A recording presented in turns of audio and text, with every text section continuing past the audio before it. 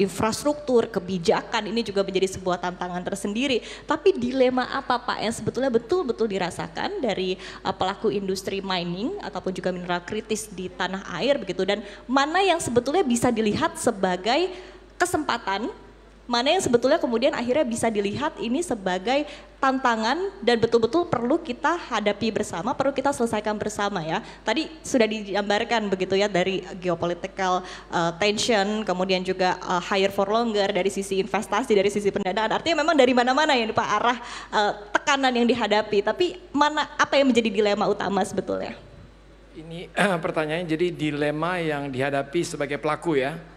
Kalau kita lihat Antam, ya saya bisa berbicara merepresentasikan Antam gitu. Tantangannya memang kalau Antam itu kan kita adalah state owned enterprise, BUMN. Jadi even within Antam sendiri juga prosesnya itu sangat heavy on the process. Jadi suatu decision making itu juga nggak bisa cepat. Gitu sebagai investor kita melihat bahwa opportunity itu ada, tapi waktu untuk membuat satu keputusan itu akan membutuhkan waktu. Ditambah dengan birokrasi. Tadi kan Pak Luhut bilang ya bahwa di Indonesia ini birokrasi itu adalah sesuatu yang given. Jadi kalau kita bicara mengenai yang simple aja, permit, land acquisitions, itu non-technical risk yang kita hadapi jauh lebih berat daripada mungkin technical challenge.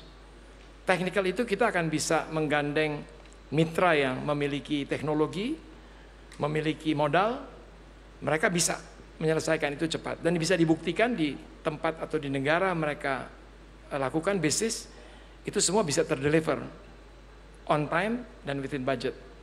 Tapi kalau di sini ini birokrasi tadi masih kita hadapi. Jadi koordinasi juga misalnya antar minister, departemen, itu juga menjadi challenge tersendiri. Jadi contoh keputusan semua mengetahui bahwa di EV battery ecosystem adalah it's actually a must. Tadi kan disampaikan Pak Luhut, kemudian kita lihat juga itu menjadi aspirasi daripada Presiden, dan kita semua tahu bahwa itu adalah penting sekali untuk kita lakukan. Tapi kalau kita lihat prosesnya yang kami alami, itu dari MOU yang kita tanda tangan, sampai ke kita menandatangani framework agreement, dan akhirnya terjadi betul shareholders agreement ditandatangan tuh 4 tahun prosesnya. Jadi di mana negara-negara lain mungkin udah bisa dibangun, dan di kita proses itu menjadi suatu yang masih menjadi challenge utama. Jadi itu yang menurut saya momentum daripada kita memiliki critical minerals, kita rich dengan resources, sumber daya, tapi we are late in the game. Jadi terlambat kalau kita lihat. Tapi lebih baik kalau itu tetap kita bisa lakukan. Jadi kita tetap masih, karena ini menjadi mandat daripada holding company kita, bahwa untuk di EV battery ecosystem ini kita harus jadi, karena itu adalah yang pertama ada di dunia. Jadi semua EV ecosystem jadi proses dari hulunya, kemudian kita membangun RKF HPAL-nya, kita membangun battery materialsnya, mulai dari nickel sulfate, precursor, cathode, dan juga akhirnya battery cells dan recycle. Ini kan suatu yang kita harus syukuri, tapi kita harus pastikan bahwa ini akan terjadi. Tantangannya masih besar untuk kita deliver project ini.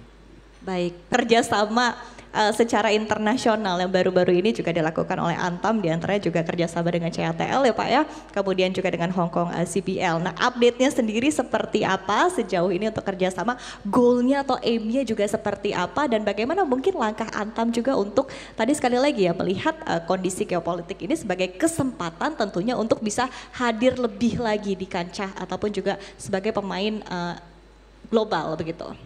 Terima kasih untuk update ya dari yang tadi kerjasama kita dengan CATL atau CBL itu memang EV ecosystem. Tadi saya sudah jelaskan sedikit bahwa kita dari hulu kita sudah pada tanggal 28 Desember 2023 kita berhasil menandatangani dan mendivestasi 49% saham dari Antam itu ke CBL Hong Kong dan juga the JV kedua. Jadi kita juga mendivestasikan FHT kita atau Industrial Park dan akan membangun baik itu RKF maupun HPAL. Jadi itu juga hasil dari divestasi itu menghasilkan sekitar 7,23 triliun buat Antam. Nah, itu status terakhir. Tapi tentunya ini kan baru step kedua untuk JV-nya. Kita harus menyelesaikan tentunya pembangunan daripada baik itu RKF-nya maupun HPAL-nya. Nah, ini yang rencananya kita akan mulai konstruksinya di tahun ini. Tentunya kalau kita harus menyelesaikan JV agreement. Jadi pekerjaan-pekerjaan land clearing atau persiapan semuanya itu sudah dijalankan. Nah, menyambung tadi apa yang disampaikan oleh Pak Tubagus bahwa Antam juga tentunya harus membantu pemerintah bagaimana kita mendiversifikasikan investor atau strategic partner kita untuk EV ecosystem. Itu kita bagi dua memang.